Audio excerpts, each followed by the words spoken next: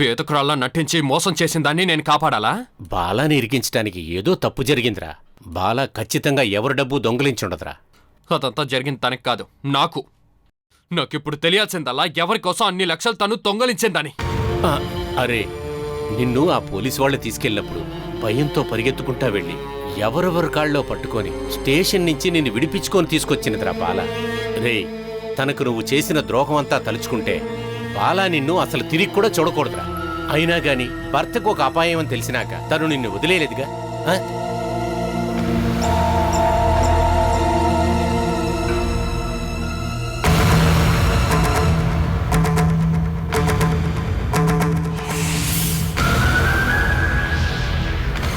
అరే వేణు, తను నీకు చేసిందేని దానికోసం కాదురా.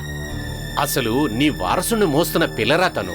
దానికోసమైనా నువ్వు తనని జామీన్లో తీసుకొచ్చే దారేదైనా నువ్వు చూడరా. అంత బాధపడుతున్నావు అంటే నువ్వే వెళ్ళి కాపాడు. నువ్వే పో. ఆగరా. అరే వేణు, ₹2 కాదు, కంపెనీలో 36 లక్షలు మోసం చేసింది. ఆ డబ్బులు ఎక్కడా? ఆ డబ్బులు ఎవరికిచ్చింది? ఇదంతా పోలీసు వాళ్ళు కనిపెట్టని. అరే వేణు, తను కడుపుతో ఉంది కదరా.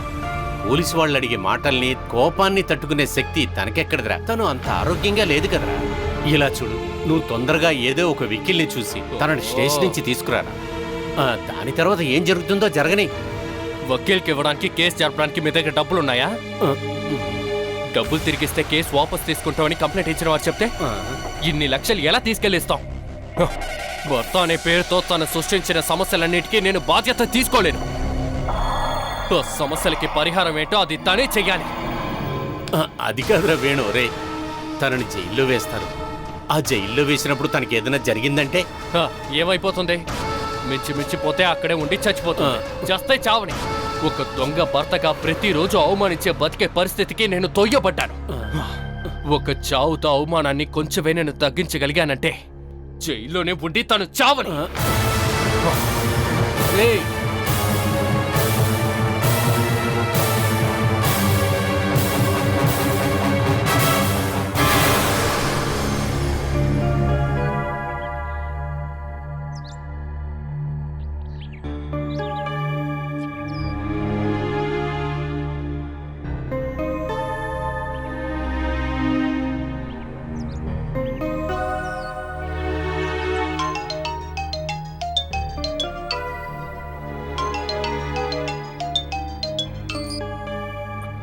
హలో.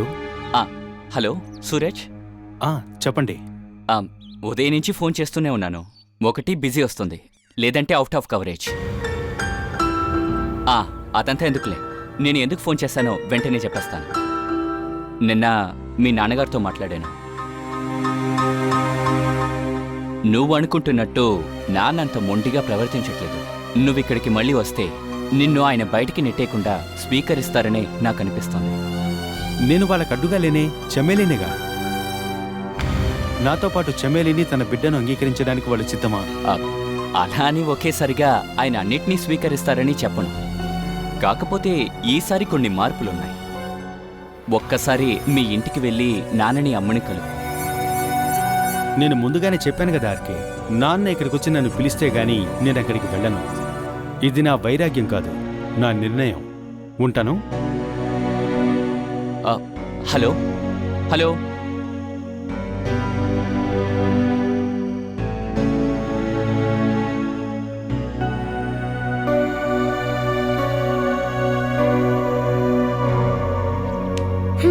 ఈ ఫోన్ కాల్లో ఏదో పెద్ద ప్లానింగ్ ఉన్నట్టే ఉంది.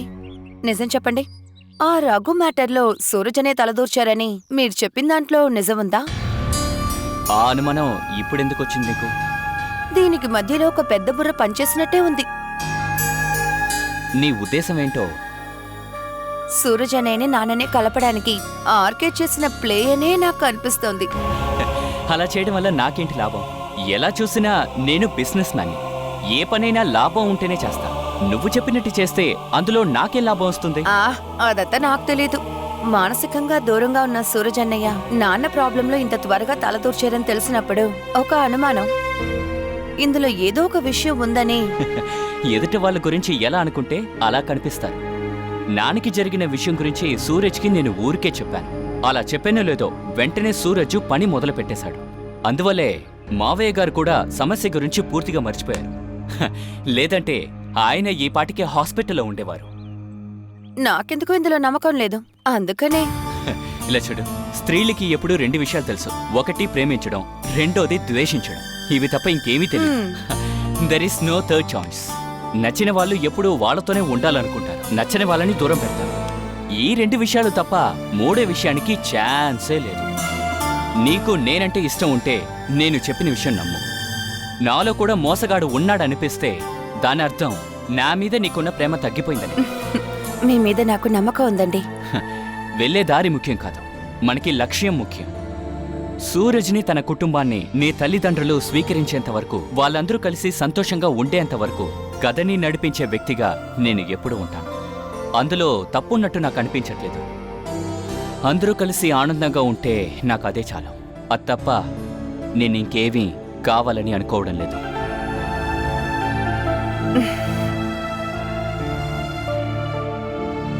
ఉత్తినే కూర్చుని ఆలోచిస్తేనే మనకి లేనిపోని విషయాలు గుర్తుకొస్తాయి.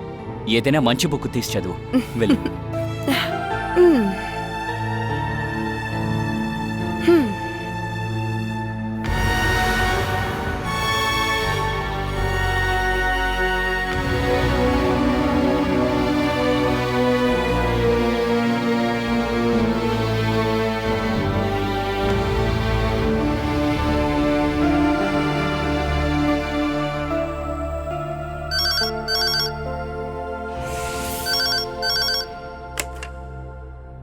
హలో, సుధాలక్ష్మే?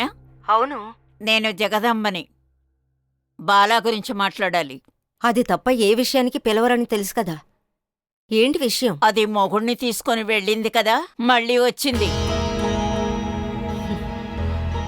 అది చెప్పడానికే పిలిచారా? నా కూతురికి పెళ్లి చేసి పంపించింది ఆ ఇంటికి. తను ఉండాల్సింది కూడా ఆ ఇంట్లోనే. మీ కూతురు గుణవంతురాలని చెప్పడానికి ఫోన్ చేశాను. ఇన్నాళ్ళు ఎక్కడో ఉండి తిరిగొచ్చిన మీ అమ్మాయి చెయ్యకూడని పని చేసి వచ్చింది. తనేమీ వెళ్ళలేదు కదా, మీరేగా అక్కడి నుంచి పంపేశారు. జరిగిపోయింది మాట్లాడకండి. చెప్పదలుచుకుంది ముందు వినండి. పోలీస్ వాళ్ళు వచ్చి మీ అమ్మాయిని ఇక్కడి నుంచి తీసుకెళ్లారు. పోలీసులు తీసుకెళ్లారా? ఎందుకు? ఏం జరిగింది? అవేవీ నాకు తెలియదు. పేరు మార్చుకొని పనిలోకి చేరిందని, అక్కడ లక్షల కొద్దీ దొంగిలించిందని పోలీసులు చెప్పారు.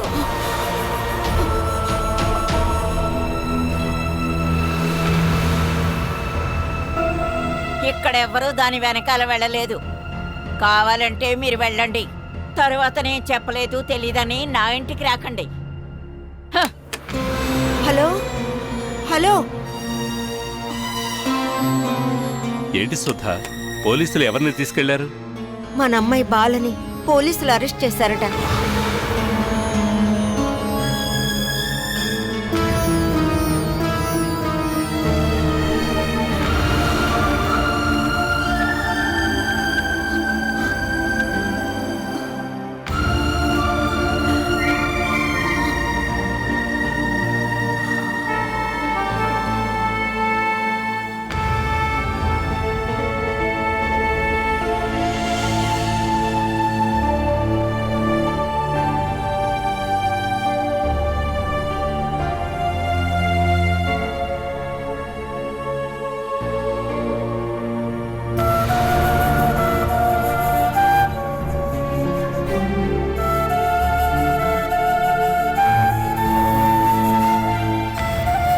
ఎప్పుడు చూసినా మంచిగా అన్నవేనా?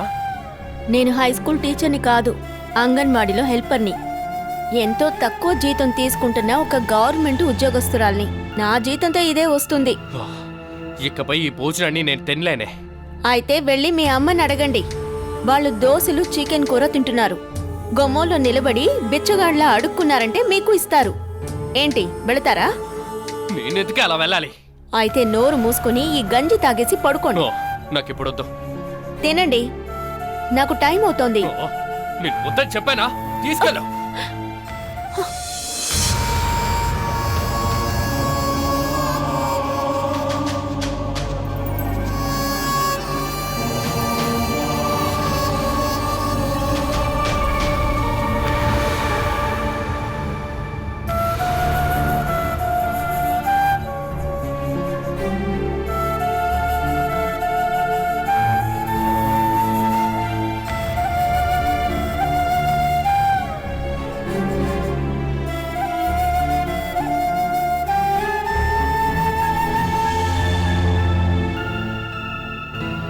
ఇక ఇదే ఉంది. తాకట్టు పెట్టద్దు, అమ్మేయండి.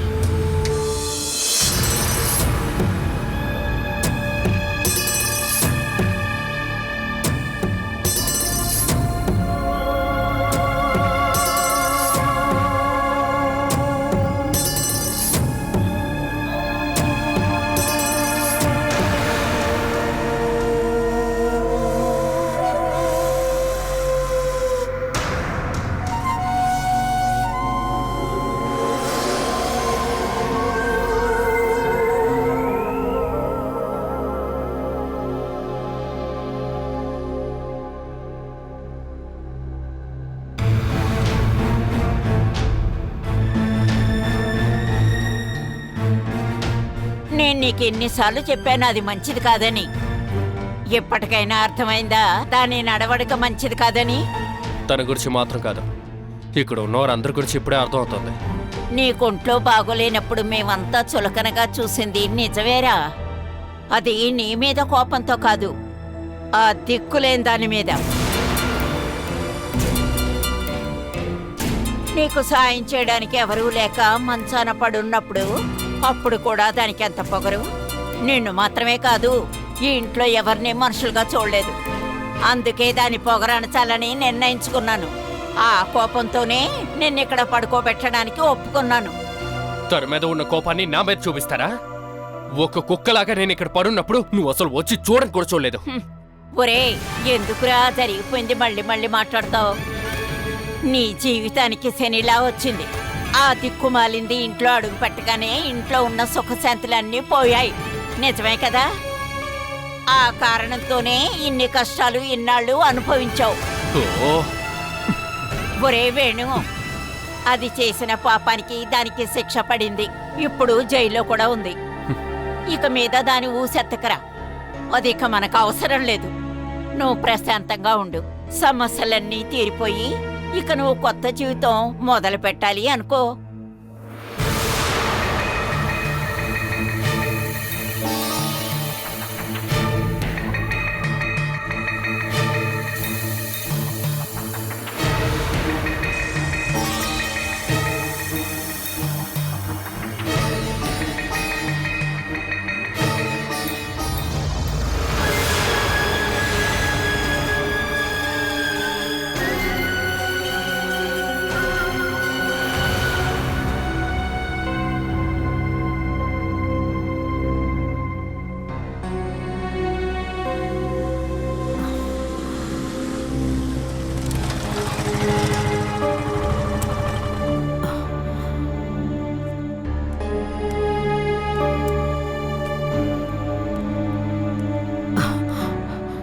బాల విషయం తెలిసిందా?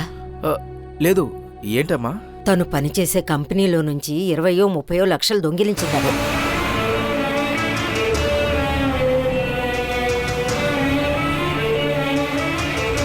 దాని గురించి పోలీసులు అరెస్ట్ చేశారట.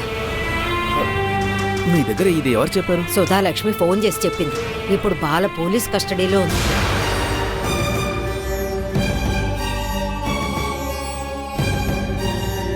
తన్నెవరైనా మోసం చేశారంటావా బాబు? ఖచ్చితంగా ఎవరైనా మోసం చేసే ఉంటారు. బాలా అలా చేయదు కదా. వేణు ఇంట్లో ఉండగానే తను అరెస్ట్ చేశారట. బాలా ఎందుకు అక్కడికి వెళ్ళింది? అవేవీ నాకు తెలీదు. వేణు ఇంట్లో ఉండి కూడా పట్టించుకోలేదట. బాల వాళ్ళ నాన్నకి ఒంట్లో బాగోలేదని సుధాలక్ష్మి చెప్పింది. అవునవును, ఇలాంటి విషయాలప్పుడే ఆయనకి ఒంట్లో బాగోదు కదా. అవును, ఈ విషయం జయకు తెలుసా? తను లోపలదు మాదిరిగా ఉంది.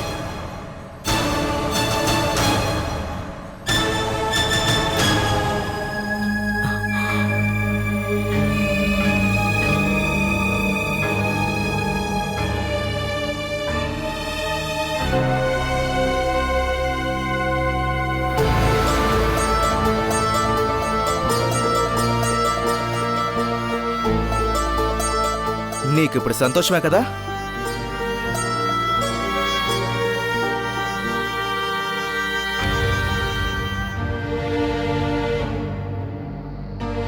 నువ్వు ఆశపడ్డట్టే తన అడ్డు తొలగిపోయింది కదా. లక్షల్లో ఫైనాన్షియల్ ఫ్రాడ్ చేసింది. మినిమం 4-5 సంవత్సరాలనే జైల్లో ఉంటుంది. తన హెల్త్ కండిషన్ బట్టి ఖచ్చితంగా జైల్లో కూడా చనిపోవచ్చు. సంతోషమా? ఒక్కొక్కరు వాళ్ళు చేసిన తప్పులకి శిక్ష అనుభవిస్తున్నారు. తన మీద నాకే సింపతి లేదు. మనసులో దురుద్దేశం పెట్టుకున్న దానికి ఇంతే కాదు, ఇంతకు మించి అనుభవిస్తుంది. నీ చెల్లే కదా జయ, నీకు కొంచెం కూడా మనసాక్షి లేదా? తన సంతోషం కోసం సొంత భావని వల్ల వేసుకున్నప్పుడు మీరంటున్న ఆ మనసాక్షి తను నాకు చూపించిందా? జయ, ఖచ్చితంగా నువ్వు చేసేదానికి ఏదో ఒక రోజు బాధపడతావు. అందుకు నేనేమీ బాధపడను.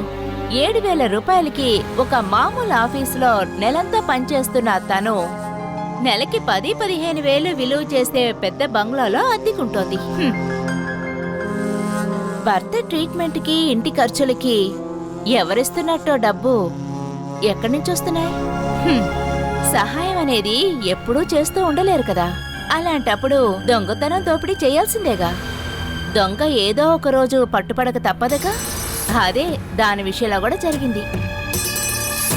దానికి సపోర్ట్ చేయక్కర్లేదు, ఎత్తి పడకుంటుంటే చాలు. నిందించేటప్పుడు మీకు బాధగా ఉంటే వెళ్ళి రక్షించండి. హ, నీ చెల్లి జైల్లో ఉంటే దానికి నన్నేం చేయమంటావే? నా భార్య చెల్లి అవటం వల్ల ఒక చెల్లిగా అనుకోని దానికి హెల్ప్ చేశానంతే. ఒకవేళ అది నిజంగానే నీకు నచ్చకపోతే ఇవాళతో వదిలేస్తాను.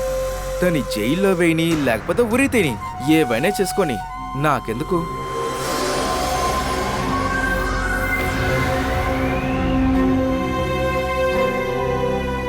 ఊరికే నా ముందు నటించాలని ప్రయత్నించకండి. 36 లక్షలు తను ఒంటరిగా దొంగలించుండదు. ఎవరైనా ఒకరు తనకి సహాయం చేసి ఉండాలి. ఎంక్వైరీ కని పోలీసులు ఇక్కడికి రాకూడదు.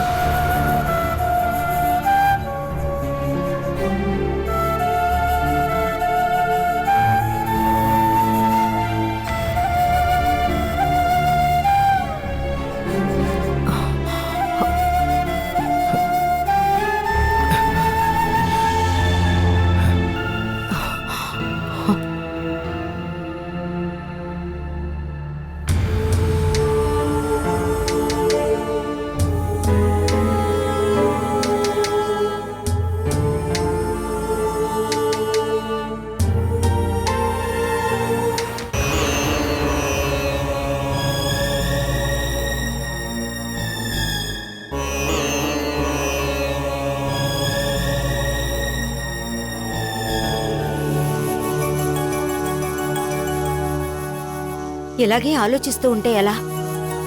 బాలకి ఏం జరిగిందో తెలుసుకోవద్దా? పోలీసులు తన్ని ఎక్కడికి తీసుకెళ్లారో మనకు తెలియద్దు. నా 2 కూతుళ్ళ వల్ల అనుభవించకూడని అన్ని బాధలు అనుభవిస్తున్నాను. పెళ్లి చేసి పంపించాక నా బాధ్యత తీరిపోయిందని మనశ్శాంతిగా ఉన్నాను. కానీ మళ్ళీ మళ్ళీ నా వల్ల కాదు, నేనేమీ చేయలేను. ఎవరు వెళ్ళి తెలుసుకుంటారు? దాని భర్త ఉన్నాడుగా, తను వెళ్ళి తెలుసుకుంటాడు. తనని ఎలా హింసించాలని ప్రతి క్షణం ఆలోచించేవాడు తనని రక్షిస్తాడా? తనని కొట్టడానికి, తిట్టడానికి ఇదో కారణం అయ్యింది. సుధా, నువ్వు అనుకున్నట్టుగా ఏం కాదు. మనం ఇందులో జోక్యం చేసుకుంటే అంతా మనకే చుట్టుకుంటుంది. పోలీస్ స్టేషన్కి, కోర్టు చుట్టూ తిరగడానికి ఈ వయసులో నా వల్ల కాదు. తనకెవరండి తోడుగా ఉంటారు? అది మనమేమీ ఆలోచించొద్దు. ఆలోచించొద్దు అంటే తను గర్భిణీగా ఉంది, దాని గురించి ఆలోచించొద్దా? ఏదేమైనా పోలీసులు అతన్ని కొట్టలేరు, చంపలేరు. ప్రశ్నించి పంపించేస్తారు. ఒకవేళ ప్రశ్నించాలనుకుంటే ఇంట్లోనే ప్రశ్నించొచ్చు కదా. అరెస్ట్ చేసి తీసుకెళ్లాలా? అది అరెస్ట్ కాదు, ఎంక్వైరీ చేయడానికి కస్టడీలకు తీసుకున్నారు. అదంతా నాకు తెలీదు. తనకి ఎలాంటి సమస్య రాకూడదు. పోలీస్ స్టేషన్కి వెళ్ళి ఏం జరిగిందో తెలుసుకోవచ్చు కదా. ఇక్కడ నుంచి బయలుదేరి అతన్ని అరెస్ట్ చేసిన స్టేషన్ ఎక్కడుందో కనుక్కోవడానికి అర్ధరాత్రి అవుతుంది. ఒకరోజు గడవని చూద్దాం, ఆ తర్వాత ఏం చేయాలో ఆలోచిద్దాం.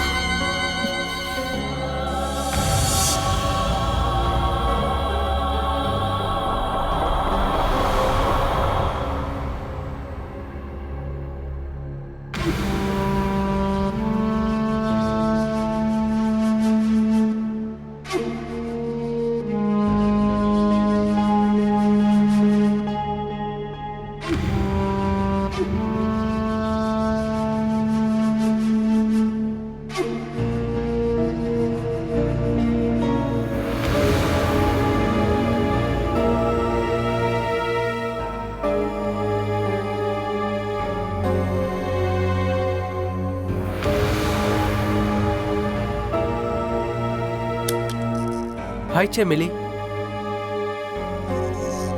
శేఖరమామ ఎక్కడున్నారు? ఫోన్ చేసినా కాల్ తీయలేదు.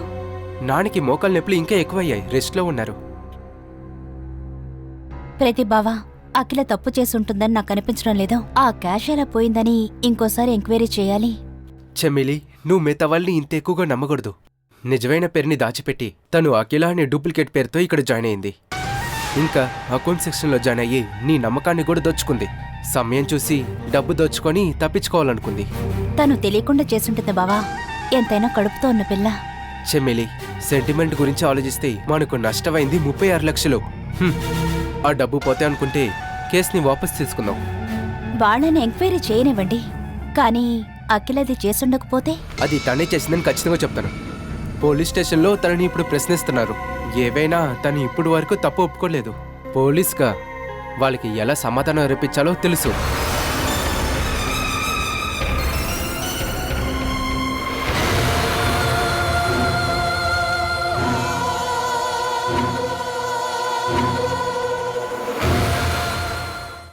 ఎందుకమ్మా రమ్మనా? వేణు గురించి చెప్పడానికి పిలిచాన్రా. వాడి గురించి ఏం మాట్లాడాలి? ఏం జరుగుతుందో తెలియక ఇంట్లో పిచ్చోళ్ళ తిరుగుతున్నాడు. వాడి గురించి ఏం మాట్లాడాలి? మీరిద్దరూ ఒక మాట మీద ఉంటే వేణుని ఈజీగా మన వైపు తిప్పుకోవచ్చు. ఆహా, సూపరా. ఎండ్రకాయన పట్టుకొని లుంగీలో వదిలినట్టు. పర్ఫెక్ట్గా వాళ్ళిద్దరినీ ఇక్కడి నుంచి ఎలా పంపించాలని ఆలోచిస్తున్నాం. బాలా వేణు జీవితంలోకి వచ్చాకే కదా ఇలాంటి అవంతరాలు జరుగుతున్నాయి. దానికోసమే వాడు తెలిసి తెలియక మనతో అలా ప్రవర్తిస్తున్నాడు. ఇలా చూడు, ఇప్పుడు అది లేదు. మనందరం డబ్బులేసుకొని బాలని బయటికి తీసుకురావడమే నాకు మంచిది అనిపిస్తోంది. దానికి ఇంట్లోకి చేరనివ్వను. కేసు అవ్వడానికి చాలా టైం పడుతుంది. అధిక జీవితాంతం జైల్లోనే చచ్చినా నాకేం బాధ లేదు. మన వేణుకి దాని మీద కాసింత కూడా జాలి కలగకూడదు. ఇక వాడి మనసులో బాల గురించి ఆలోచనే రాకూడదు. అది నేను చూసుకుంటానులే.